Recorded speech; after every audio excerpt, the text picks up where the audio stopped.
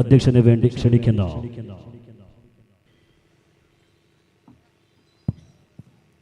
അസ്സലാമു അലൈക്കും വറഹ്മത്തുള്ളാഹി വബറകാതുഹു. ബിസ്മില്ലാഹിർ റഹ്മാനിർ റഹീം. അൽഹംദുലില്ലാഹി റബ്ബിൽ ആലമീൻ.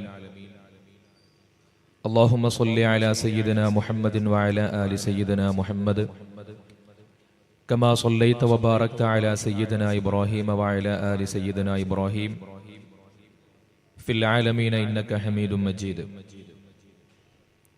ഏറെ സമാദരണീയരായ ഈ വേദിയെ സാന്നിധ്യം കൊണ്ട് ധന്യമാക്കിയിട്ടുള്ള വിശിഷ്ട വ്യക്തിത്വങ്ങളെ, ഈ പ്രൗഢമായ വേദിയെ, സമ്മേളനത്തെ മനോഹരമാക്കിയ പ്രിയപ്പെട്ട സഹപ്രവർത്തകരെ, സഹോദരങ്ങളെ, അല്ലാഹു സുബ്ഹാനഹു വ തആല നമ്മുടെ ഒത്തുകൂടൽ അവന്റെ അടുക്കൽ പൊരുത്തമുള്ള ഒരു അമലായി നമ്മിൽ നിന്ന് സ്വീകരിക്കട്ടെ. ഇതുപോലെ നാളെ അള്ളാഹുവിന്റെ ഫിർദൗസുൽ അലയിൽ നമ്മുടെ മശായിഖുമാരോടുകൂടെ ഒത്തുചേരാൻ നമുക്കെല്ലാവർക്കും അള്ളാഹു തൗഫീഖ് നൽകി അനുഗ്രഹിക്കട്ടെ. ആമീൻ യാ റബ്ബൽ ആലമീൻ. ആദർശം അമാനത്താണ് എന്ന ശീർഷകത്തിൽ കേരളത്തിലുടനീളം നമ്മുടെ സംഘടനയുടെ ക്യാമ്പയിൻ വളരെ മനോഹരമായി നടന്നുകൊണ്ടിരിക്കുകയാണ്. SKSSF ഓരോ കാലഘട്ടങ്ങളിലും നിർവഹിക്കുന്ന ക്യാമ്പയിനുകൾക്ക് കൃത്യമായ ലക്ഷ്യങ്ങൾ ഉണ്ടാകാറുണ്ട്. അത് ഈ സമുദായത്തിന്റെ വൈവിധ്യപൂർണമായ ആവശ്യങ്ങളെ പരിഗണിച്ചുകൊണ്ടുള്ള ക്യാമ്പയിനുകളാണ്. ഈ കഴിഞ്ഞ ഏതാനും വർഷങ്ങൾക്ക് ഉള്ളിലാണ് വിദ്യാഭ്യാസ പ്രവർത്തനങ്ങളുമായി ലക്ഷ്യമിട്ടുകൊണ്ട് മുന്നേറ്റ യാത്ര നടത്തിയത്. അതുപോലെ രാജ്യത്തിന്റെ സൗഹൃദാന്തരീക്ഷം നിലനിർത്തുവാനും കപട ആത്മീയതകളെ നിയന്ത്രിക്കുവാനുമൊക്കെ സമൂഹത്തെ ഉത്ബോധനം ചെയ്തുകൊണ്ട് ഏതാനും വർഷങ്ങൾക്ക് മുമ്പ് ഇവിടെ ക്യാമ്പയിൻ പ്രഖ്യാപിക്കപ്പെടുകയുണ്ടായി.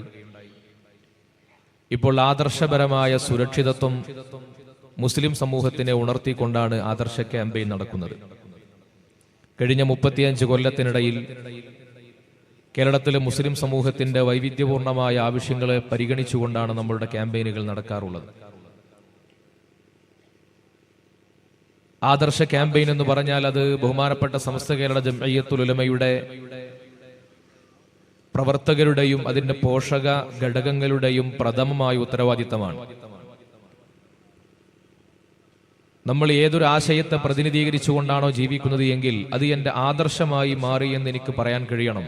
എങ്കിൽ മാത്രമാണ് ഞാൻ ആത്മാർത്ഥതയുള്ള വിശ്വാസിയായി മാറുക. ഞാനൊരു മുസ്ലിമാണ്, പക്ഷേ എന്റെ സൗകര്യങ്ങൾക്കനുസരിച്ച് ഇസ്ലാമിൽ ചെറിയ ചെറിയ ഭേദഗതികളൊക്കെ വരുത്തും എന്ന ഒരു മനോഗതിയാണ് നമ്മൾ വെച്ചു പുലർത്തുന്നത് എങ്കിൽ നമ്മൾ ആത്മാർത്ഥതയുള്ള മുസ്ലിമല്ല.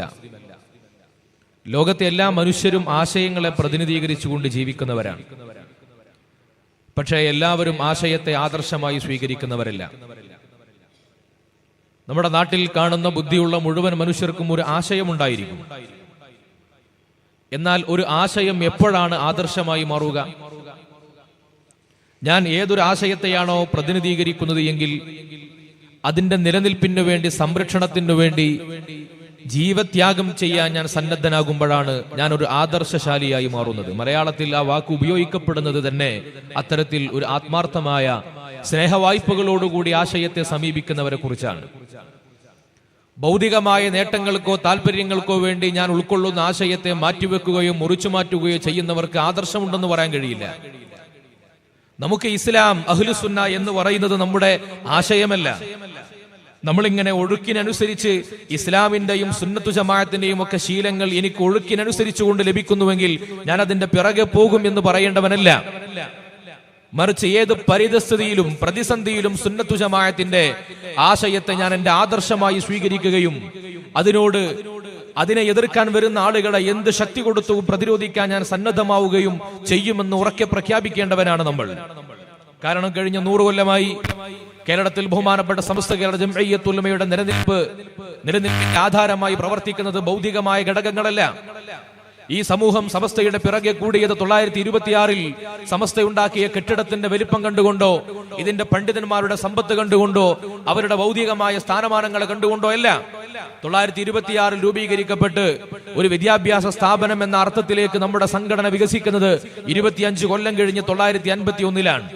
ആ 25 കൊല്ലങ്ങൾക്കുള്ളിൽ ഇവിടുത്തെ കേരളത്തിലെ മുസ്ലിം സമൂഹത്തിന്റെ മനസ്സിനകത്ത് നമ്മുടെ സമസ്ത എന്ന് പറയുന്ന ആദർശ പ്രസ്ഥാനത്തിന് കുടില് കെട്ടാൻ കഴിഞ്ഞിരുന്നു. എന്തുകൊണ്ടായിരുന്നു? ഭൗതികമായ ഒരു മാനദണ്ഡത്തിന്റെയും അടിസ്ഥാനത്തിലായിരുന്നില്ല. മറിച്ച് ഈ കേരളത്തിലെ മുസ്ലിം സമൂഹത്തിന്റെ പാരമ്പര്യമായി അവർ പുലർത്തിപ്പോരുന്ന വിശ്വാസാചാരങ്ങളെ സംരക്ഷിക്കുവാൻ, അതിനുവേണ്ടി പ്രാമാണികമായ പ്രതിരോധം തീർക്കുവാൻ, ഭൗതികമായ വേലിയേറ്റങ്ങൾക്കിടയിലും അതിനെ ആദർശത്തിന്റെ കോട്ട കൊണ്ട് സംരക്ഷിക്കുവാൻ സന്നദ്ധരായിട്ടുള്ള ഒരു പണ്ഡിത വ്യൂഹമാണ് സമസ്തയുടെ ആലിമീങ്ങൾ എന്ന് തിരിച്ചറിഞ്ഞു എന്ന ഒറ്റ കാരണം കൊണ്ടാണ് ഈ നാട്ടിലെ പൊതുജനങ്ങൾ സമസ്തയെ നെഞ്ചേറ്റിയത്. അന്ന് ഭൗതിക സന്നാഹങ്ങൾ ബിദ്അകൾക്കായിരുന്നു. അന്ന് സാമൂഹികമായ സൗകര്യങ്ങൾ അവർക്കാണ് കൂടുതൽ. അന്ന് ഏറ്റവും കൂടുതൽ വിദ്യാഭ്യാസ സ്ഥാപനങ്ങളൊക്കെ നടത്തുവാൻ സാധ്യമാകുന്ന വിഭവശേഷികൾ അവർക്കായിരുന്നു കൂടുതൽ. പക്ഷേ അവരുടെ പിറകെ സമൂഹം പോയില്ല. എന്തുകൊണ്ട്? അവരുടെ കൂടെ ഭൗതികമായ സൗകര്യങ്ങളൊക്കെ ഉണ്ടെങ്കിലും ആദർശപരമായി സുന്നത്തു ജമാഅത്തിനെ സംരക്ഷിക്കുക എന്ന ദൗത്യം ഏറ്റെടുത്തത് ഇവിടെ പണ്ഡിതന്മാരാണ്. സുന്നത്തു ജമാഅത്തിന്റെ സംരക്ഷണമില്ലെങ്കിൽ പിന്നെ സമസ്തയില്ല, SKSSF ഇല്ല. SKSSF നൂറുകണക്കിന് സാമൂഹ്യ ജീവകാരുണ്യ പ്രവർത്തനങ്ങൾ നടത്തിയാലും ശരി, ആദർശപരമായ പ്രതിബദ്ധത ഇല്ലെങ്കിൽ പിന്നെ ആ സംഘടനയ്ക്ക് നിലനിൽപ്പില്ല. സമസ്തയുടെ ഒരു പോഷക ഘടകത്തിനും നിലനിൽപ്പില്ല. സമസ്തക്കു തന്നെ നിലനിൽപ്പുണ്ടാകില്ല. എന്തുകൊണ്ട്? ആദർശമാണ് ഇതിന്റെ ആത്മാവ്, സുന്നത്തു ജമാഅത്താണ് ഇതിന്റെ ആത്മാവ്. ആ ആത്മാവിനെ സംരക്ഷിച്ചതിന് ശേഷം മാത്രമാണ് മറ്റു നിർമ്മാണ പ്രക്രിയകളിലേക്ക് കടക്കേണ്ടത്. 26 രൂപീകരിക്കപ്പെട്ട് 951 വരെയുള്ള 25 കൊല്ലക്കാലയളവിനിടയിൽ സമസ്ത നിർവഹിച്ചത് ബഹുജന സമ്മേളനങ്ങൾ നടത്തി ജനങ്ങൾക്ക് സുന്നത്തു ജമാഅത്തിനെ വിശദീകരിച്ചു കൊടുക്കലാണ്.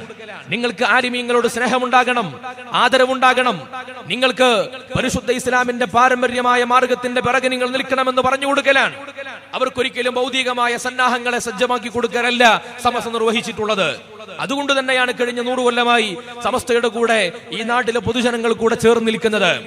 നമ്മുടെ സമസ്ത കേരള ജംഇയ്യത്തുൽ ഉലമ പ്രതിനിധാനം ചെയ്യുന്ന സുന്നത്തു ജമാഅത്തിനെതിരെ ഇവിടെ കടന്നു വന്നിട്ടുള്ള ഓരോ ബിദ്അകളെ എടുത്തു നോക്കുക. ആ ബിദ്അകളൊക്കെയും ബിദ്അ കക്ഷികൾക്കൊക്കെയും എല്ലാ വിഭാഗങ്ങൾക്കും പൊതുഗുണങ്ങളാണ് ഉണ്ടായിട്ടുള്ളത്. വഹാബികളാവട്ടെ, ജമാഅത്തെ ഇസ്ലാമിയാവട്ടെ, തബ്ലീഗ് ജമാഅത്താവട്ടെ, കള്ളത്തുരീക്കത്തുകാരാവട്ടെ, എല്ലാവർക്കും ഉണ്ടായിരുന്നത് ചില പൊതുഗുണങ്ങളാണ്. ഒന്നാമതായി അവർ പാരമ്പര്യത്തെ നിരാകരിച്ചവരാണ്. തോന്നലുകൾക്കനുസരിച്ചുകൊണ്ടുള്ള ഇസ്ലാമിനെ ഉണ്ടാക്കി. തങ്ങളുടെ ഇഷ്ടങ്ങൾക്കനുസരിച്ച്, ലളിത യുക്തിക്കനുസരിച്ച്, കേവല ബുദ്ധിക്കനുസരിച്ച് ഇസ്ലാമിനെ വ്യാഖ്യാനിക്കണമെന്ന തിട്ടൂരമിറക്കി. അതിന്റെ ഫലമായി കൊണ്ടാണ് കേരളത്തിൽ ഇന്ന് അക്കാലം വരെ പരിചയമില്ലാതിരുന്ന പുതിയൊരു ഇസ്ലാമിനെ വക്കം മൗലവിയുടെ നേതൃത്വത്തിലുള്ള പുതിയ വഹാബി ഗ്രൂപ്പുകൾ ഇവിടെ പരിചയപ്പെടുത്തിയത്. അവരുടെ പ്രധാന പ്രശ്നം എന്താണ്? നമ്മൾ സ്വാലിഹീങ്ങളെ ആദരിക്കുന്നു, അമ്പിയാക്കളെ ബഹുമാനിക്കുന്നു, അവരെ നമ്മൾ നബി സല്ലല്ലാഹു അലൈഹി വസല്ലം തങ്ങളെ യാ റസൂലല്ലാഹ് എന്ന് വിളിക്കുന്നു. ഇങ്ങനെയുള്ള ആദരവിന്റെ, സ്നേഹത്തിന്റെ, മഹബത്തിന്റെ വേരുകൾ അത് മുസ്ലിം സമുദായത്തിന്റെ ഉള്ളിൽ നിർമ്മിക്കുവാൻ ശ്രമിച്ചു എന്നതാണ് അവർ നമ്മളിൽ കണ്ട ഏറ്റവും വലിയ പാതകം. എന്നാൽ അത് ഇസ്ലാമിന്റെ വേരാണ്, ആത്മാവാണ്. ആത്മീയമായ ഔന്നിത്യങ്ങളില്ലാതെ ഇസ്ലാമിന് നിലനിൽപ്പില്ല. കർമ്മങ്ങളെ കൊണ്ടോ വിശ്വാസങ്ങളെ കൊണ്ടോ മാത്രം പൂർണ്ണമാകുന്ന ഒന്നല്ല ഇസ്ലാം. ഈമാനും ഇസ്ലാമും ഇഹ്സാനും ഇത് മൂന്നും ഒരുമിച്ച് ചേരണം. അതിനെക്കുറിച്ചാണ് ഇമാം ബുഖാരി റളിയല്ലാഹു അൻഹു പറഞ്ഞത്, ഫജഅല ദാലിക കുല്ലഹു ദീന. ഇത് മൂന്നും ഒരുമിച്ച് ചേരുമ്പോഴാണ് ഇസ്ലാമിന്റെ പൂർണ്ണതയുണ്ടാകുന്നത്. ലോകത്ത് പ്രത്യക്ഷപ്പെട്ട ഓരോ ബിദ്അകളെ നിങ്ങൾ നോക്കുക. അവരൊക്കെ ഒന്നുകിൽ വിശ്വാസത്തിന്റെ പിറകെ മാത്രം സഞ്ചരിച്ചവരായിരിക്കും, അല്ലെങ്കിൽ ചില വിഭാഗങ്ങൾ കർമ്മ മേഖലകളെ മാത്രം ശ്രദ്ധ കേന്ദ്രീകരിച്ചവരായിരുന്നു. ചില വിഭാഗങ്ങൾ ആധ്യാത്മികതയെ കുറിച്ചുള്ള ചർച്ചകൾ മാത്രം നടത്തി. എന്നാൽ ഈ വിഭാഗങ്ങൾ ഓരോന്നും പുതിയ പുതിയ ബിദ്അ ഗ്രൂപ്പുകളായി മാറി. വിശ്വാസത്തിൽ മാത്രം അമിതമായ പ്രാധാന്യം കൊടുത്ത് ഫിലോസഫിയിൽ കൂടുതൽ സ്വാധീനമുണ്ടായിരുന്ന ആളുകൾ മുഅ്തസില യുക്തിവാദികളായി മാറി. കർമ്മമണ്ഡലങ്ങളെ മാത്രം താല്പര്യപ്പെട്ടിരുന്ന ഒരു വിഭാഗമുണ്ടായി, അവർ ബിദ്അ വിഭാഗങ്ങളായി മാറി. അതുപോലെ ആത്മീയമായ മേഖലയെ മാത്രം പരിഗണിച്ച് കർമ്മങ്ങളെയും വിശ്വാസങ്ങളെയും പരിഗണിക്കാത്ത ഗ്രൂപ്പുകൾ ഉദയം കൊണ്ടു. അവരാണ് കള്ളത്തൊരീക്കത്തുകളും വ്യാജ ആത്മീയതയുടെ വക്താക്കളുമായിട്ട് പരിണിതപ്പെട്ടു പോയത്. എന്നാൽ ഇത് മൂന്നും ഒരുപോലെ ഒരേ അളവിൽ വിതരണം ചെയ്യപ്പെടണം. അതാണ് അഹ്ലുസ് സുന്നത്തി വൽ ജമാഅ. ആദ്യമായി വഹാബിസം കേരളത്തിൽ ഉദയം കൊള്ളുമ്പോൾ അവരുടെ ഏറ്റവും പ്രധാനപ്പെട്ട പ്രശ്നം, കേരളത്തിലെ സുന്നികൾ മദ്ഹബിനെ പിന്തുടരുന്നു, സ്വാലിഹീങ്ങളെ ഫോളോ ചെയ്യുന്നു, ആലിമീങ്ങളുടെ ബറക്കത്തെടുക്കുന്നു, അവർ തബറുക്കിന്റെ ഭാഗമായി ആലിമീങ്ങളെ സമീപിക്കുന്നു. ഇതൊക്കെയായിരുന്നു പ്രശ്നം. എന്നാൽ ഇത് അഹ്ലുസ് സുന്നത്തി വൽ ജമാഅത്തിന്റെ പരിശുദ്ധ ഇസ്ലാമിന്റെ അടിസ്ഥാനപരമായ വിശ്വാസങ്ങളാണ്. ഇസ്ലാമിന്റെ നിലനിൽപ്പ് തന്നെ ഈ മധുരിമയിലാണ്. പരിശുദ്ധ ഇസ്ലാമിന്റെ കാഴ്ചപ്പാട് എന്താണ്? നമ്മുടെ വിശ്വാസം എന്താണ്? ലാ ഇലാഹ ഇല്ലല്ലാഹ് എന്ന കലിമത്തു തൗഹീദിലാണ് നമ്മൾ വിശ്വസിക്കുന്നത്. അതാണ് നമ്മുടെ അടിസ്ഥാന വിശ്വാസം. അല്ലാഹു മാത്രമാണ് ഇവിടെ ആരാധനയ്ക്ക് അർഹനുള്ളത്. അതല്ലാത്ത ആർക്കെങ്കിലും അർഹതയുണ്ടെന്ന് വിശ്വസിച്ചാൽ അവൻ ഇസ്ലാമിന്റെ വൃത്തത്തിന് പുറത്താണ്. നമ്മുടെ വിശ്വാസമാണത്. നമ്മൾ അള്ളാഹുവിന്റെ കീഴെയാണ്, അള്ളാഹുവിന്റെ അടിമകളായി കൊണ്ടാണ് എല്ലാവരെയും നമ്മൾ കണക്കാക്കുന്നത്, മനസ്സിലാക്കുന്നത്. എന്നാൽ അള്ളാഹുവിന്റെ അടിമകൾ എല്ലാവരും ഒരുപോലെയാണോ? അല്ല. അള്ളാഹുവിന്റെ അടിമകൾക്ക് വ്യത്യസ്തങ്ങളായ കാറ്റഗറികളുണ്ട്. പാപമംഗിലമായ ജീവിതം നയിക്കുന്ന നമ്മളെ പോലെയല്ല ആലിമീങ്ങളായ സൂഫികളായ അമ്പിയാക്കളും ഔലിയാക്കളും ഒക്കെ ഉൾപ്പെടുന്ന ആളുകൾ. അവർ പ്രത്യേക കാറ്റഗറിയാണ്, ഉയർന്ന കാറ്റഗറിയാണ്. ആ ഉയർന്ന കാറ്റഗറിയിൽപ്പെട്ട ആളുകൾക്ക് നമുക്ക് സാധ്യമാകാത്ത കഴിവുകളെ പതിവുകളെ അള്ളാഹു ഉണ്ടാക്കി കൊടുക്കും. അത് ഇസ്ലാമിന്റെ ഒരു രീതിയാണ്. നോക്കൂ, നബി സല്ലല്ലാഹു അലൈഹി വസല്ലമ തങ്ങൾ നമുക്ക് പഠിപ്പിച്ച ദീനിന്റെ ഓരോ ഭാഗങ്ങൾ നമുക്കെല്ലാം അള്ളാഹുവിനോട് ചോദിച്ചാൽ മതി എന്ന് ഖുർആൻ പറഞ്ഞിട്ടുണ്ടല്ലോ. നിങ്ങൾ എന്തും അള്ളാഹുവിനോട് ചോദിച്ചുകൊള്ളുക, അള്ളാഹു നിങ്ങൾക്ക് സമീപസ്ഥനാണ്. ഇതൊക്കെ ഖുർആന്റെ അധ്യാപനങ്ങളാണ്. എന്നാൽ ഇത് പഠിപ്പിച്ച ഖുർആൻ തന്നെയാണ് നിങ്ങളുടെ കാര്യസാധ്യത്തിനു വേണ്ടി, നിങ്ങൾ ഉദ്ദേശിച്ച കാര്യങ്ങൾ നടപ്പിലാക്കുവാൻ വേണ്ടി സ്വാലിഹീങ്ങളെ സമീപിക്കണം, സച്ചരിതരെ നിങ്ങൾ പിന്തുടരണം, അവരുടെ ബർക്കത്ത് സ്വീകരിക്കണമെന്ന് പഠിപ്പിച്ചത്.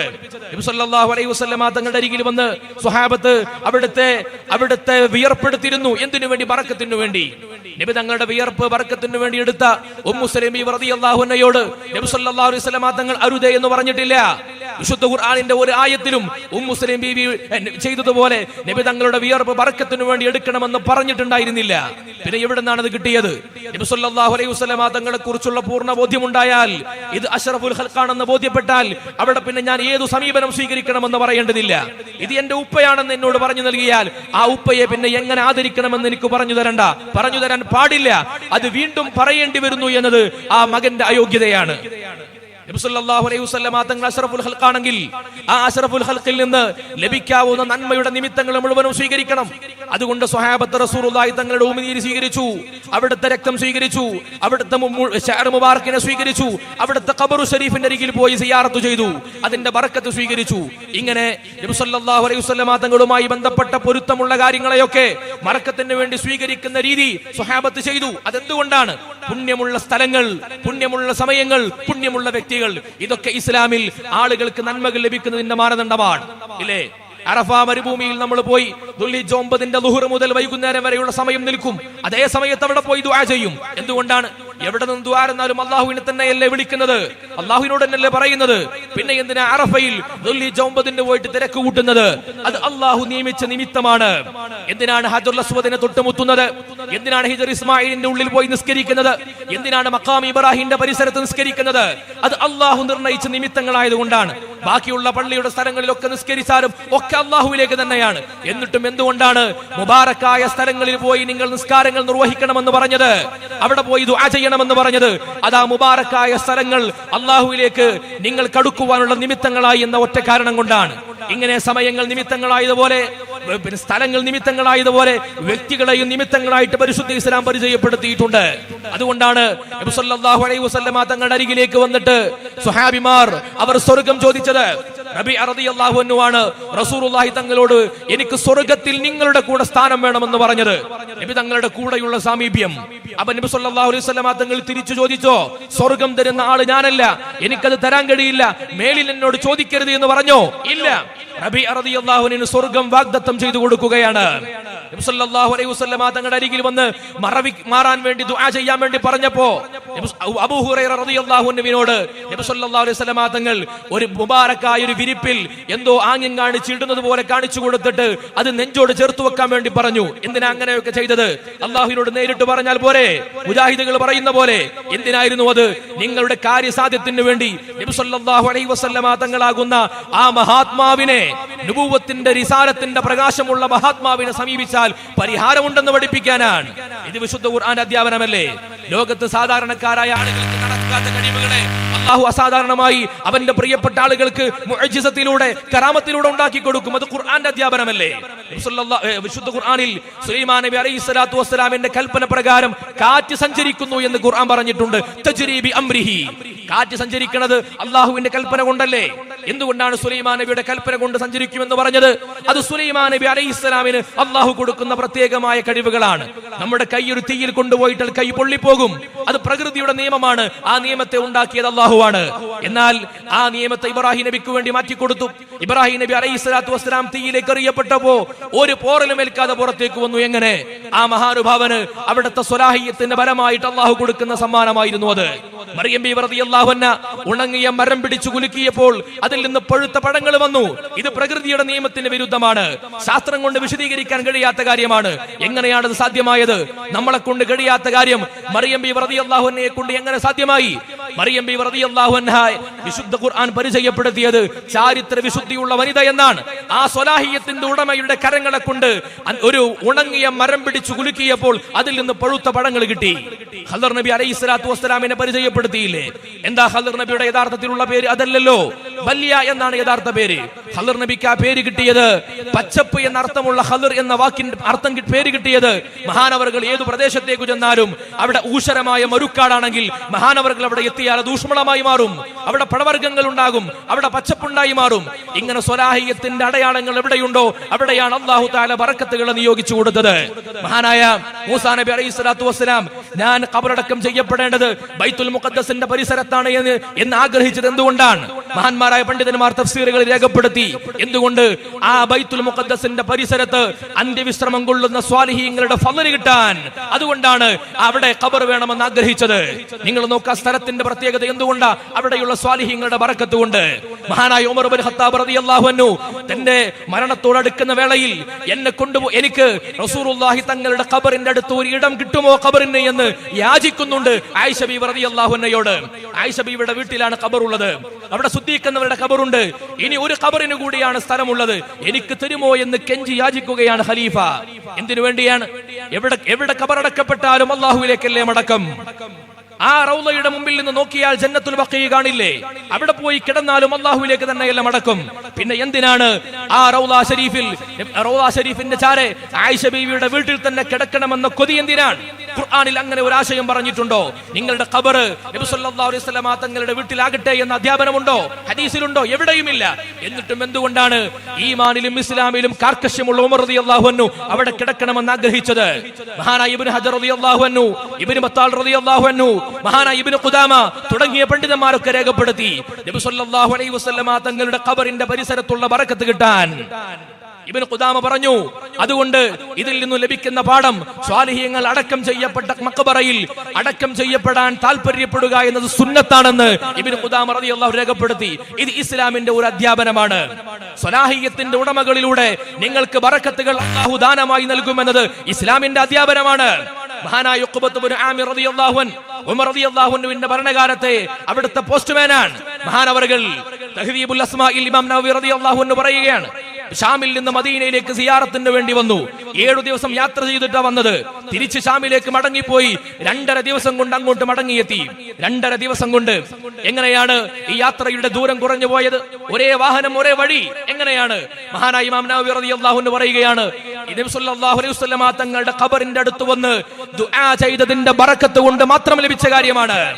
ഇമാം നവവി റളിയല്ലാഹു അൻഹു എന്തിനാണ് അവിടെ വന്നുകൊണ്ട് ദ്വാരക്കുന്നത്? വീട്ടിൽ നിന്ന് പറഞ്ഞൂടെ എന്റെ വഴി എളുപ്പമാക്കണേ എന്ന്? അള്ളാഹു എവിടെ നിന്ന് ചോദിച്ചാലും ഉത്തരം നൽകില്ലേ? അത് നൽകുമെന്നുണ്ടെങ്കിലും നിമിത്തങ്ങളെ ഉണ്ടാക്കിയിട്ടുണ്ട്. ആ നിമിത്തങ്ങളാണ് സ്വാലിഹീങ്ങളായ വ്യക്തികൾ ഉള്ളതുപോലെ, സ്വാലിഹായ സമയമുള്ളതുപോലെ സ്വാലിഹീങ്ങളായ വ്യക്തികളും സ്ഥലങ്ങളും ഒക്കെ നിമിത്തങ്ങളുടെ ഭാഗമാണ്. ഇതാണ് അഹ്ലുസ് സുന്നത്തി വൽ ജമാഅത്തിന്റെ വിശ്വാസം. ഇതാണ് നമ്മൾ പഠിപ്പിച്ചത്. ഇത് പഠിപ്പിച്ചപ്പോൾ ഇതിനെതിരെ രംഗത്ത് വന്നു. സ്വാലിഹീങ്ങൾ എന്ന് പറയുന്ന വിഭാഗമില്ല, ഔലിയാക്കൾ എന്ന് പറഞ്ഞിട്ടൊരു വിഭാഗമില്ല. ഇങ്ങനെ വിശ്വാസത്തിന്റെ വൈകല്യങ്ങളുമായി കടന്നു വന്ന ബിദ്അകൾ, അവർ ആദ്യമായി വൈകല്യങ്ങൾ ആരോപിക്കുന്നത് അല്ലാഹുവിലാണ്, നബി സല്ലല്ലാഹു അലൈഹി വസല്ലം തങ്ങളിലാണ്. കേരളത്തിലെ വഹാബികളുടെ വൈകല്യത്തിന്റെ പേരുകൾ പരിശോധിച്ചാൽ അവരുടെ ഏറ്റവും പ്രധാനപ്പെട്ട പ്രത്യേകത, ഇസ്ലാമിന്റെ കർമ്മമണ്ഡലങ്ങളെ പൂർത്തീകരിക്കുന്ന മദ്ഹബുകളെ അവർ അംഗീകരിക്കുന്നില്ല. വിശ്വാസ സരണിയെ പൂർണ്ണമാക്കുന്ന സുന്നത്തു ജമാഅത്തിന്റെ സരണിയെ അവർ സ്വീകരിക്കുന്നില്ല. മനുഷ്യർക്ക് ആധ്യാത്മികമായ വേരുകൾ ഉണ്ടാക്കി കൊടുക്കുന്ന തസവൂഫിനെ അവർ നിരാകരിക്കുന്നു. ഈ 3 പരിശുദ്ധ ഇസ്ലാമിന്റെ 3 തൂണുകളെയും നിരാകരിച്ചുകൊണ്ടാണ് കേവല യുക്തി കൊണ്ട് ഇസ്ലാമിലേക്ക് പുതിയ ആദർശത്തെ, തോന്നലുകളെ, മനുഷ്യന്റെ കേവല വികാരങ്ങളെ ആദർശവൽക്കരിച്ചുകൊണ്ട് വഹാബിസം വന്നത്. അതിന്റെ ഫലമായിട്ട് എന്തുണ്ടായി? അവരുടെ ബുദ്ധി കൊണ്ട് വ്യാഖ്യാനിച്ചു. എന്നിട്ട് അള്ളാഹുവിനെ കുറിച്ച് തെറ്റായ വിശ്വാസങ്ങളെ പറഞ്ഞു പരത്തി. നിങ്ങൾ കഴിഞ്ഞ 100 കൊല്ലക്കാലത്തിനിടയിൽ പരിശോധിക്കുക. കഴിഞ്ഞ 100 കൊല്ലത്തിനിടയിൽ അള്ളാഹുവിനെ കുറിച്ചുള്ള വിശ്വാസത്തിൽ സമസ്ത കേരള ജംഇയ്യത്തുൽ ഉലമ എന്താണ് ഇവിടെ പഠിപ്പിച്ചത്? 926 എന്താണോ പഠിപ്പിച്ചത് അതുതന്നെയാണ് നമ്മുടെ ഇന്നത്തെയും വിശ്വാസ ശാസ്ത്രത്തിന്റെ പുസ്തകത്തിലുള്ളത്. എന്നാൽ മുജാഹിദുകൾക്ക് അങ്ങനെയാണോ? അവരുടെ പരിണാമത്തിന്റെ ഘട്ടങ്ങൾ എത്രയാണ്? ആദ്യകാലത്ത് പറഞ്ഞു അള്ളാഹുവിന് ജഡങ്ങളില്ല, അള്ളാഹു മനുഷ്യരൂപത്തും പോലെയല്ല. എന്നാൽ പിന്നീട് വകഭേദങ്ങൾ ഉണ്ടായി. അള്ളാഹുവിന് കൈകളുണ്ടെന്ന് പറഞ്ഞു, കാലുകളുണ്ടെന്ന് പറഞ്ഞു, അള്ളാഹുവിന് ഊരയുണ്ടെന്ന് പറഞ്ഞു, ഇരിപ്പിടമുണ്ടെന്ന് പറഞ്ഞു, അള്ളാഹു ഇരിക്കുന്നവനാണെന്ന് പറഞ്ഞു. അള്ളാഹുവിന്റെ സിംഹാസനത്തിൽ ഇരിക്കുന്നത് ആംഗ്യം പോലെ കാണിച്ച ഇബ്നു തൈമിയുടെ ചരിത്രങ്ങൾ അവർ ഉദ്ധരിക്കുകയുണ്ടായി. ഇല്ലേ? ഇങ്ങനെയുള്ള വ്യത്യസ്തങ്ങളായ സംഭവങ്ങൾ, അള്ളാഹുവിന്റെ വിശ്വാസത്തെ കുറിച്ചുള്ള വൈകല്യങ്ങൾ.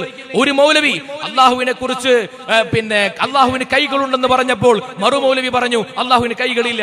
വൈരുദ്ധ്യങ്ങളുടെ ഘോഷയാത്രകൾ അള്ളാഹുവിനെ കുറിച്ചുള്ള വിശ്വാസത്തിൽ മാത്രം. കഴിഞ്ഞ 100 കൊല്ലക്കാലത്തിനിടയിൽ അള്ളാഹുവിനുള്ള കുറിച്ചുള്ള വിശ്വാസത്തിൽ മാത്രം ഒരു ഏകതാ മനോഭാവത്തോടു കൂടി മുസ്ലിം സമൂഹത്തിൽ പരിചയപ്പെടുത്തി കൊടുക്കാൻ നവോത്ഥാനത്തിന്റെ കപട അവകാശികളായി കടന്നു വന്നവർക്ക് സാധ്യമായിട്ടുണ്ടോ? ഈ നബി സല്ലല്ലാഹു അലൈഹി വസല്ലം തങ്ങളെ കുറിച്ചോ നബി തങ്ങളെ കുറിച്ചുള്ള അഷ്റഫുൽ ഖൽഖാണ് എന്ന വിശ്വാസത്തെ പൂർണ്ണമായി നിരാകരിച്ചുകൊണ്ട് നബി തങ്ങളെ സാധാരണ മനുഷ്യനാക്കിയിട്ടാണ് കഴിഞ്ഞ കാലം വരെ വഹാബികൾ പരിചയപ്പെടുത്തിയത്. ഞാൻ ഈ പറഞ്ഞ നബി തങ്ങളോടുള്ള ആദരവുകൾ മുഴുവനും നിരാകരിച്ചു. മുജാഹിദ് പ്രസ്ഥാനത്തിന്റെ KNM സംസ്ഥാന പ്രസിഡന്റായിരുന്ന എം ഉസ്മാൻ എന്ന് പറയുന്ന പണ്ഡിതൻ, അദ്ദേഹം എഴുതുന്ന പുസ്തകത്തിൽ കാണാം, ശബാബിൽ അദ്ദേഹം എഴുതുകയാണ്, നബി സല്ലല്ലാഹു അലൈഹി വസല്ലം തങ്ങൾ ഒരു സാധാരണ മനുഷ്യ പ്രകൃതമുള്ള ആളാണ്. സാധാരണ മനുഷ്യരെ പോലെയുള്ള കേൾവിയും കാഴ്ചയും മാത്രമേ നബി സല്ലല്ലാഹു അലൈഹി വസല്ലം തങ്ങൾക്ക് ഉണ്ടായിരുന്നുള്ളൂ. ഇതാരാ പറയുന്നത്? നവോത്ഥാന നാട്യക്കാരായി അവതരിക്കപ്പെട്ട വഹാബികൾ. നബി സല്ലല്ലാഹു അലൈഹി വസല്ലം തങ്ങൾക്ക് സാധാരണ കേൾവിയും കാഴ്ചയും മാത്രമേ ഉണ്ടായിരുന്നു എന്ന് പറഞ്ഞാൽ എന്താണ് അതിന്റെ അർത്ഥം? നബി തങ്ങളുടെ നുബുവത്തിന്റെ പ്രകാശത്തെ കെടുത്തുകയല്ലേ? നിസാരത്തിന്റെ വെളിച്ചത്തെ തല്ലിക്കെടുത്തുകയല്ലേ? നബി തങ്ങളെ കേവലം ഒരു ചരിത്ര പുരുഷനായിട്ട് മാത്രം അവതരിപ്പിക്കുന്ന ഓറിയന്റലിസ്റ്റുകളുടെ വാദങ്ങളെ കടമെടുത്തുകൊണ്ടല്ലേ ഈ രീതി സ്വീകരിച്ചത്? മാത്രമല്ല, അവർ വീണ്ടും പറഞ്ഞു, കേരളത്തിലെ മുജാഹിദ് വിഭാഗത്തിന്റെ ഈ അടുത്ത കാലത്ത് പോലും പ്രസംഗിക്കുന്ന വലിയ നേതാവ് പി മുഹമ്മദ് കുട്ടശ്ശേരി എന്ന മൗലവി, അദ്ദേഹം അൽ മുർഷിദ് മാസികയിൽ എഴുതി, മതനിയമങ്ങളുടെയും തെളിവുകളുടെയും യുക്തികളും തത്വങ്ങളും ഗ്രഹിക്കാതെ അവയുടെ ബാഹ്യാക്ഷരങ്ങളെ മാത്രം പിന്തുടരുന്ന ചില മുസ്ലിങ്ങളുണ്ട്, നമ്മളെ കുറിച്ചാ പറയുന്നത്. എന്നിട്ട് അവർ പറയാണ്, മതത്തെ ന്യായത്തിന്റെയും യുക്തിചിന്തയുടെയും വെളിച്ചത്തിൽ മനസ്സിലാക്കുന്നതിനെ അംഗീകരിക്കാത്ത ഇബാദുൽ ഹുറൂഫാണ് ഇവർ, നമ്മളെ കുറിച്ച് അക്ഷരപൂജകർ എന്നാണ് അവർ പറയാ. എന്നിട്ട് അവർ പറയുന്ന അവസാനം പറഞ്ഞ വാക്ക് എന്താണെന്നറിയോ? നബിയുടെ മുടിമുക്കിയ വെള്ളം രോഗശമനത്തിനു വേണ്ടി മോന്തി കുടിക്കുന്നവരും മക്കത്തു നിന്ന് അറാഖിന്റെ കുള്ളി കൊണ്ടുവന്ന് പല്ല് തേക്കുന്നവരും വേറെയുമുണ്ട് എന്ന് പറഞ്ഞ് 1966 അൽ മുർഷിദിൽ നമ്മളെ വിമർശിച്ചുകൊണ്ട് എഴുതുകയാണ്. ഇത് ഏത് ഹദീസിനെതിരെയാണെന്നറിയോ? ഇത് സ്വഹീഹുൽ ബുഖാരിയുടെ ഹദീസിനെതിരെയാണ്. സ്വഹീഹുൽ ബുഖാരിയുടെ ഹദീസിനെതിരെയാണ് ഈ വാറോലകളെ കൊണ്ടുവരുന്നത്. നബി സല്ലല്ലാഹു അലൈഹി വസല്ലം തങ്ങൾക്ക് തെറ്റുപറ്റി എന്ന് പരസ്യമായി അവിടെ അൽമനാറിൽ എഴുതി. 2010 പറഞ്ഞു, നബി തങ്ങളുടെ ചില വീക്ഷണങ്ങളിലും നയങ്ങളിലും പിഴവ് സംഭവിച്ചിട്ടുണ്ട്.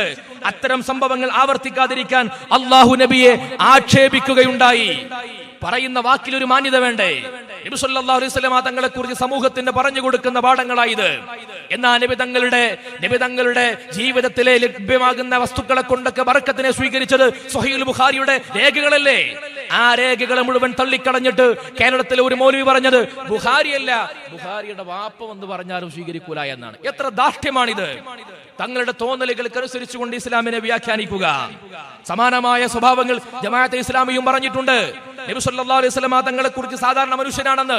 നോക്കൂ, വിശ്വാസത്തിൽ, അള്ളാഹുവിനെ കുറിച്ചുള്ള വിശ്വാസത്തിൽ തിരിമറി, നബി തങ്ങളെ കുറിച്ചുള്ള വിശ്വാസത്തിൽ വൈരുദ്ധ്യങ്ങൾ.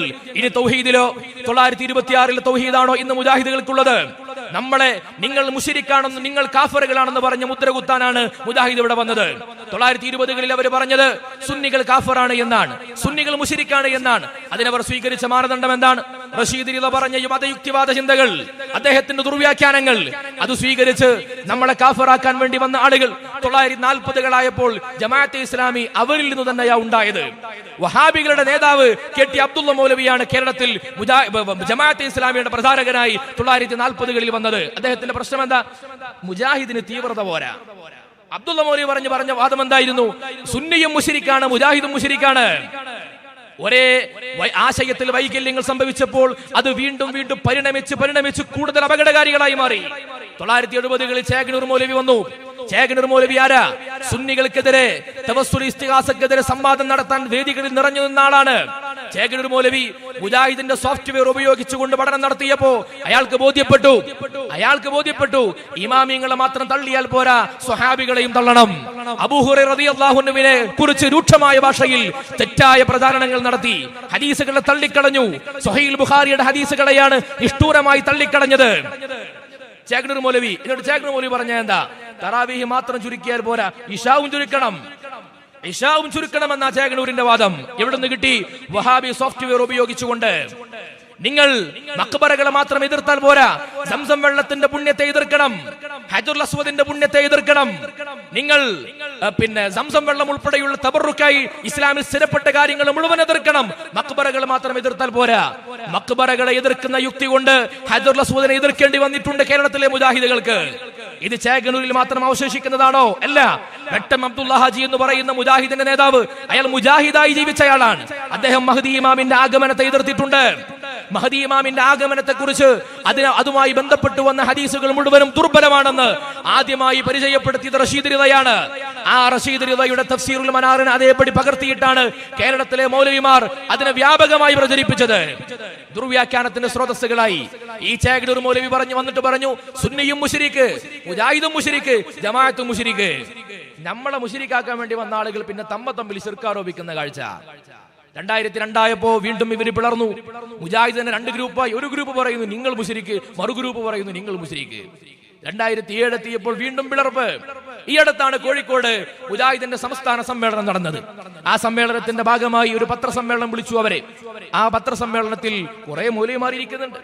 അതിൽ ഒരു മൗലവി സിഹിർ ഫലിക്കുമെന്ന് വിശ്വസിച്ചാൽ കാഫിറാകുമെന്ന വിശ്വാസമുള്ള മൗലവിയാണ്. മറ്റേ മൗലവിയാണെങ്കിലോ സിഹിർ ഫലിക്കുമെന്ന് വിശ്വസിക്കുന്ന മൗലവിയാണ്. 2 കൂട്ടരും കൂടി ഇരിക്കുമ്പോഴാണ് പത്രക്കാർ വന്ന് ചോദിച്ചത്. അന്ന് മലപ്പുറത്ത് കുളത്തൂർ ഭാഗത്ത് ഒരു മന്ത്രവാദവുമായി ബന്ധപ്പെട്ട് മരണം നടന്ന സമയമാണ്. അപ്പൊ പത്രക്കാർ ചോദിച്ചു, സിഹിർ പോലെയുള്ള മാരണങ്ങൾ ഫലിക്കൂല, എന്താണ് നിങ്ങളുടെ നിലപാട്? എന്താണത്? എന്തു പറഞ്ഞാലും കുടുങ്ങി. ഇവർ ഒരുമിച്ച് സമ്മേളനം നടത്താൻ പോകുന്ന ആൾക്കാരാണ്. മദനിയുടെ വാദപ്രകാരം സിഹിർ ഫലിക്കും, എന്നാൽ തൊട്ടപ്പുറത്തിരിക്കുന്ന ഉസൈം അടവൂരിന്റെ വാദപ്രകാരം ഫലിക്കുമെന്ന് വിശ്വസിച്ചാൽ കാഫിർ. കുടുങ്ങി. എന്താ പറയാ? ഒന്നും പറഞ്ഞില്ല. പത്രസമ്മേളനം പിരിച്ചത് വിട്ടു.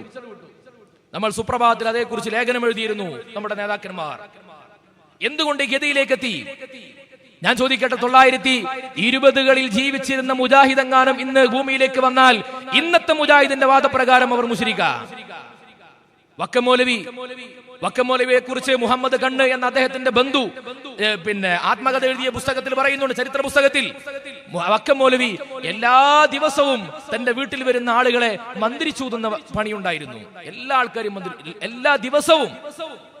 നമ്മുടെ നാട്ടിലെ തങ്ങന്മാരൊക്കെ ഉസ്താദുമാരൊക്കെ ചൊവ്വാഴ്ചയോ ബുധനാഴ്ച ഏതെങ്കിലും ഒരു ദിവസം മാത്രം. വക്കമൗലവി മുഴുവൻ ദിവസവും മന്ത്രിച്ചൂതല, എല്ലാ ദിവസവും രാവിലെ. ആ വക്കമൗലവി ഇന്ന് കേരളത്തിലേക്ക് വന്നാൽ ഇന്നത്തെ മുജാഹിദിന്റെ വാദപ്രകാരം ആരാണ്? ഇനി നിങ്ങൾ നോക്കൂ, കേരളത്തിലേക്ക് പ്രത്യക്ഷപ്പെട്ടു വന്നപ്പോ റഷീദ് റിളയാണ് കേരളത്തിലെ മുജാഹിദ് പ്രസ്ഥാനത്തിന്റെ ആചാര്യനായിട്ട് അറിയപ്പെട്ടത്. ആ റഷീദ് റിളയെ കുറിച്ച് ഇന്ന് മുജാഹിദിന്റെ വാദം എന്താണ്? മുജാഹിദുകൾ എന്ന് പറയുന്നത് റഷീദ് റിള യുക്തിവാദിയായിരുന്നു, മുഹമ്മദ് അബ്ദു ഹദീസ് നിഷേധിയായിരുന്നു. അതുപോലെ റഷീദ് റിളയും മുഹമ്മദ് അബ്ദുവും ജമാലുദ്ദീൻ അഫ്ഗാനി പാശ്ചാത്യൻ ഏജന്റ് ആയിരുന്നു എന്ന് പരസ്യമായിട്ട് പറയുകയാണ്, എഴുതുകയാണ്, പ്രസംഗിക്കുകയാണ്. ഈ ഒരു പരിതസ്ഥിതിയിലേക്ക് അവരെ കൊണ്ടെത്തിച്ചത് അവർക്ക് ആദർശപരമായി നിലപാടില്ലാത്തത് കൊണ്ടാണ്. ഇവിടെയാണ് നമ്മൾ പറയുന്നത്, സമസ്തയുടെ 100ാം വാർഷികം ആഘോഷിക്കുമ്പോ അടുത്ത 100 വർഷത്തിലേക്ക് ജനങ്ങളെ ഉത്ബോധിപ്പിച്ചുകൊണ്ട് നമ്മൾ പറയുന്ന കാര്യം പുതിയ ആദർശങ്ങളല്ല. ഇതാ കഴിഞ്ഞ 100 കൊല്ലം നിങ്ങൾ നോക്കൂ. പരിണാമങ്ങളില്ലാത്ത, വൈരുദ്ധ്യങ്ങളില്ലാത്ത, വ്യത്യസ്തതകളില്ലാത്ത, വിയോജിപ്പുകളില്ലാത്ത ഏകമാനമായ ആദർശത്തെ 100 കൊല്ലമായി പരിചയപ്പെടുത്തിയ സമസ്തയുടെ പിറകിലല്ലാതെ എവിടെയാണ് സ്ഥിരതയുള്ള ആദർശത്തെ ആഗ്രഹിക്കുന്ന വിശ്വാസികൾക്ക് നിലയുറപ്പിക്കാനാവുക? സമസ്തക്ക് അടുത്ത 100 വർഷത്തെ പ്രയാണം എളുപ്പമാണ് ഒരർത്ഥത്തിൽ പറഞ്ഞാൽ. എന്തുകൊണ്ട്? കഴിഞ്ഞ 100 വർഷത്തെ ജീവിതം സാക്ഷി, കഴിഞ്ഞ 100 കൊല്ലത്തെ ഒരു നൂറ്റാണ്ടിന്റെ ആദർശ ജീവിതം സാക്ഷി. അടുത്ത 100 വർഷത്തേക്ക് നമുക്ക് പ്രയാണം എളുപ്പമാണ്. എന്നാൽ പുതിയ കാലത്ത് ലിബറലിസത്തിലേക്കും മതയുക്തിവാദത്തിലേക്കും ഒക്കെ ആളുകൾ ഇങ്ങനെ ചേക്കേറി പോകുന്ന കാലത്ത് നമുക്ക് ദൗത്യങ്ങൾ കൂടുതലാണ്. ആളുകൾ ആത്മീയതയുടെ മാർഗത്തിലേക്ക് അടുപ്പിക്കാൻ, വിശ്വാസപരമായ സംരക്ഷണത്തിന്റെ മാർഗത്തിൽ ഉറപ്പിക്കാൻ, ആളുകളെ ജനങ്ങൾക്കുള്ളിൽ മഹബത്തിന്റെ വേരുകളെ ഉറപ്പിക്കാൻ നമുക്ക് സാധ്യമാകണം. വെറുപ്പിന്റെ വേരുകളല്ല, മഹബത്തിന്റെ വേരുകൾ. നിങ്ങൾ നോക്കൂ, ഈ കാലഘട്ടത്തിൽ സുന്നത്തു ജമാഅത്തനുസരിച്ച് ജീവിക്കൽ എളുപ്പമുള്ള കാര്യമല്ല. സുന്നത്തു ജമാഅത്ത് പ്രകാരം ജീവിക്കൽ എളുപ്പമുള്ളതല്ല. കാരണം കുറെ വിധേയപ്പെടലുകളാണ്, കുറെ കീഴ്പ്പെടലുകളാണ്. സുന്നത്തു ജമാഅത്ത് ഒരു സംസ്കാരമാണ്, അദബിന്റെ ആദരവിന്റെ സംസ്കാരം. വെറുപ്പുൽപാദനങ്ങളുടെ നേതാക്കന്മാരെയും അതുപോലെ അതോറിറ്റികളെയും ഒക്കെ ചോദ്യം ചെയ്യുന്ന പ്രവണതകൾ വർദ്ധിച്ചു വരുന്ന ഈ കാലഘട്ടത്തിൽ സുന്നത്തു ജമാഅത്തിന്റെ അദബിന്റെ സംസ്കാരത്തെ സ്വീകരിക്കൽ ഈ കാലഘട്ടത്തിലെ ജിഹാദാണ്. മതനിയമങ്ങളോടും പ്രമാണങ്ങളോടും ഒക്കെ നിഷേധാത്മക സമീപനം ഉണ്ടാകുന്ന മതയുക്തിവാദം പെരുകുന്ന ഈ കാലഘട്ടത്തിൽ ആലിമീങ്ങളെയും ഇമാമീങ്ങളെയും ആരിഫീങ്ങളെയും ഔലിയാക്കളെയും ഒക്കെ സ്നേഹിക്കാൻ കഴിയുക എന്നത് ഈ കാലഘട്ടത്തിന്റെ ജിഹാദാണ്. എന്നാൽ ലോകത്തെ എല്ലാ കാലഘട്ടങ്ങളിലും ഒരു പ്രവണത ഉണ്ടായിട്ടുണ്ട്. ആളുകൾക്ക് തോന്നുന്നതിനനുസരിച്ച് ഇസ്ലാമിനെ ഉണ്ടാക്കി കൊടുക്കുന്ന ഒരു വിഭാഗം അത് ഇന്നുമുണ്ട്. കേരളത്തിലെ മർക്കസ് ഉദ്ദഅവ വിഭാഗത്തിന്റെ നേതാവാണ് മുജീബുർ റഹ്മാൻ കിനാലൂർ. അദ്ദേഹത്തിന് ഒരു ലേഖനം ഈ അടുത്ത് വന്നിരുന്നു. ആ ലേഖനത്തിന്റെ തലക്കെട്ട് ഇങ്ങനെയാണ്: ലിബറലുകൾക്കും ഇസ്ലാമിൽ ഇടമുണ്ട്. ലിബറലുകളായ ട്രാൻസ്ജെൻഡറുകൾ എന്ന് പറഞ്ഞ ആക്ടിവിസ്റ്റുകൾ, LGBTQAI എന്ന് തുടങ്ങുന്ന ലൈംഗികമായ വ്യത്യസ്തങ്ങളായ താല്പര്യങ്ങളുടെ പേരിൽ തങ്ങൾക്ക് അസ്തിത്വം വേണമെന്ന് വാദിക്കുന്ന ആളുകൾക്ക് വേണ്ടി മതത്തിൽ പ്രമാണങ്ങൾ തിരയുന്ന വിഡ്ഢികൾ കേരളത്തിലുണ്ട്. അതിനുവേണ്ടി ലേഖനം എഴുതുന്ന ആളുകൾ. ലോകത്ത് നാഷണൽ ഓഫ് ഇസ്ലാം എന്ന് പറയുന്ന അമേരിക്കയിൽ ഒരു പുതിയ മതം ഉണ്ടായില്ലേ, എലീജ മുഹമ്മദിന്റെ മതം 1930-കളിൽ. എന്താ എലീജ മുഹമ്മദ് വാദിച്ചത്? അദ്ദേഹം പുതിയ പ്രവാചകനായിട്ട് അവതരിക്കപ്പെട്ടയാളാണ്, ഹജ്ജിനൊന്നും പോകേണ്ടെന്ന് പറഞ്ഞ ആളാണ്. പക്ഷേ അദ്ദേഹം പുതിയ കാലത്തിനനുസരിച്ച് അമേരിക്കയിലെ ബ്ലാക്കുകൾക്ക് വേണ്ടി ഒരു ഇസ്ലാമിനെ ഉണ്ടാക്കി കൊടുത്തയാളാണ്. ഓരോ കാലഘട്ടത്തിലും ആ കാലഘട്ടത്തിലെ ജനങ്ങൾക്ക് വേണ്ടിയുള്ള ഒരു ഇസ്ലാമിനെ നിർമ്മിക്കുന്ന പണി എക്കാലത്തും നമുക്കിടയിൽ നിന്നും ചില മീർ ജാഫർമാർ എടുത്തുപോയിട്ടുണ്ട്, ചെയ്തിട്ടുണ്ട് അവർ. ഇന്ന് സിനിമയെ താല്പര്യപ്പെടുന്ന, ഡാൻസിനെയും ആസ്വാദനങ്ങളെയും സംഗീതങ്ങളെയും ഇഷ്ടപ്പെടുന്ന, ഹറാമുകളുടെ പേക്യൂത്തുകൾക്ക് വേണ്ടി ആഗ്രഹം പ്രകടിപ്പിക്കുന്ന ഒരു തലമുറ വളർന്നു വരുമ്പോൾ അതിനൊക്കെ വേണ്ടിയിട്ട് ഇസ്ലാമിന്റെ പ്രമാണങ്ങളെ ദുർവ്യാഖ്യാനിക്കുന്ന ഒരു വിഭാഗം വളർന്നു വരികയാണ്. സ്വർഗ ലൈംഗികതക്ക് ഇസ്ലാമിൽ പ്രാമാണിക അടിത്തറയുണ്ടെന്ന് പറയുന്ന വിഭാഗം യൂറോപ്യൻ രാജ്യങ്ങളിൽ മുസ്ലിം പണ്ഡിതന്മാരായിട്ട് അവതരിക്കപ്പെടുന്നു.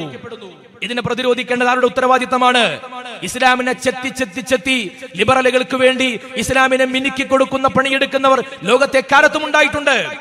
20-ാം നൂറ്റാണ്ടിന്റെ ആദ്യത്തിൽ പ്രത്യക്ഷപ്പെട്ട ലിബറലുകളാണ് ഇന്നത്തെ മുജാഹിദുകൾ. അവർ ഇസ്ലാമിക് മോഡേണിസ്റ്റുകളാണ്, അവരാണ് ഇന്നത്തെ മുജാഹിദുകൾ. പുതിയ കാലത്ത് പ്രത്യക്ഷപ്പെടുന്ന ലിബറലുകൾക്ക് വേണ്ടി ഇസ്ലാമിനെ മിനുക്കി കൊടുക്കാൻ ശ്രമിച്ചുകൊണ്ടിരിക്കുന്ന ആളുകൾ, അവർക്കെതിരെയായിരിക്കും അടുത്ത ഒരു നൂറ്റാണ്ട് നമുക്ക് പടപൊരുതേണ്ടി വരിക. അള്ളാഹു നമ്മളെ കാത്തുരക്ഷിക്കട്ടെ.